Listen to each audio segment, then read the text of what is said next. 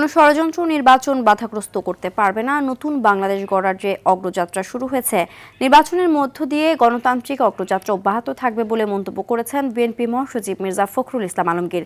সকালে মিরপুর শহীদ বুদ্ধিজীবী কবরস্থানে শ্রদ্ধা জানাতে এসে একথা বলেন তিনি। এ সময় দলের স্থায়ী কমিটির সদস্য মঈন খান বলেন, মুক্তিযুদ্ধের আদর্শকে সমুন্নত রাখা হবে। বুদ্ধিজীবী দিবস উপলক্ষে বিএনপির বিভিন্ন অঙ্গ সংগঠনের পক্ষ থেকেও শ্রদ্ধা জানানো হয়।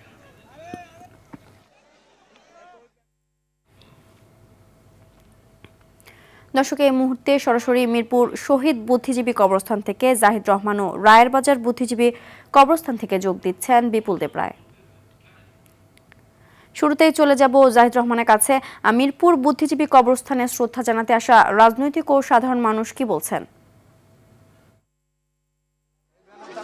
সিনথিয়া, আপনি জানেন যে 1971 সালের 14ই ডিসেম্বর বাংলাদেশের শ্রেষ্ঠ সন্তান, মেধাবী সন্তানদেরকে নির্মমভাবে হত্যা করে পাকিস্তানি হানাদার বাহিনীরা, এবং সেই দিনটিকেই জাতির শ্রেষ্ঠ সন্তানদের স্মরণের লক্ষ্যে আজকে শহীদ বুদ্ধিজীবী যে স্মৃতিসৌধ রয়েছে মিরপুরে, আপনি দেখতে পাচ্ছেন যে এখানে লাখো জনতা এখানে উপস্থিত হয়েছেন তাদেরকে শ্রদ্ধা জানানোর জন্য।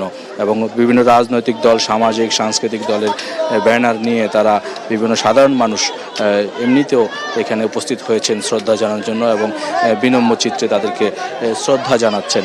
এবং সেই শ্রদ্ধা নিবেদনের জন্য আপনি দেখতে পাচ্ছেন যে সকালে প্রধান উপদেষ্টা রাষ্ট্রপতি শ্রদ্ধা নিবেদনের পর সাধারণ মানুষের জন্য এখানে উন্মুক্ত করে দেওয়া হয়, এবং সেই উন্মুক্ত করে দেওয়ার পর থেকে আপনি দেখতে পাচ্ছেন যে এখানে মানুষের যে ভিড় সেটি এখনও অব্যাহত রয়েছে, এবং মানুষ শ্রদ্ধা ভরে তাদেরকে স্মরণ করছে।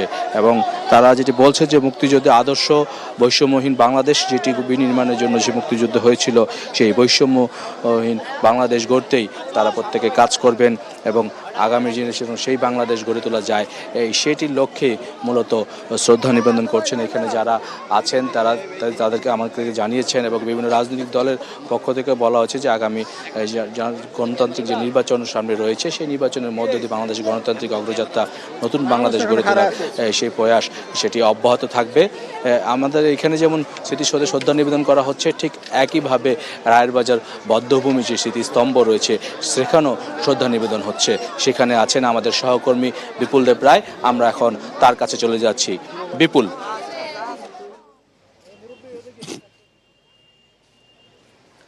হ্যাঁ জাহিদ, আসলে আপনি যেমনটা বলছিলেন মিরপুর বুদ্ধিজীবী কবরস্থানে যেভাবে শ্রদ্ধা জানাচ্ছিল, ঠিক একই চিত্র আমরা দেখতে পাচ্ছি রায়ের বাজার যে বদ্ধভূমি রয়েছে সেই বদ্ধভূমিতেও কিন্তু সর্বস্তরের জনগণ সকাল থেকে কিন্তু শ্রদ্ধা জানাতে আসছেন। এবং আপনি জানেন যে প্রতি বছরের ন্যায় কিন্তু এই বছরও কিন্তু বুদ্ধিজীবী কবরস্থান পাশাপাশি রায়ের বাজার বদ্ধভূমিতে যারা শহীদ হয়েছেন তাদেরকেও কিন্তু স্মরণ করছে। এবং আপনার মাধ্যমে সাধারণ মানুষ এবং দর্শকদেরকে জানিয়ে দিতে চাই যে আসলে প্রতি বছর দিনটি আসলে কিন্তু খুব শোকাহতভাবে কিন্তু এই দিনটিকে উদযাপন করা হয়। এবং আমরা দেখেছি যে বিভিন্ন শ্রেণী পেশার মানুষ, বিশেষ করে বিভিন্ন স্কুলের শিক্ষার্থীরা এসে শ্রদ্ধা জানাচ্ছেন, এবং সেই সাথে বিভিন্ন কবি এবং লেখক হতে শুরু করে বিভিন্ন রাজনৈতিক সংগঠনের নেতাকর্মী সবাই কিন্তু একে একে করে আসছেন এবং শ্রদ্ধা জানাচ্ছেন শহীদদের প্রতি।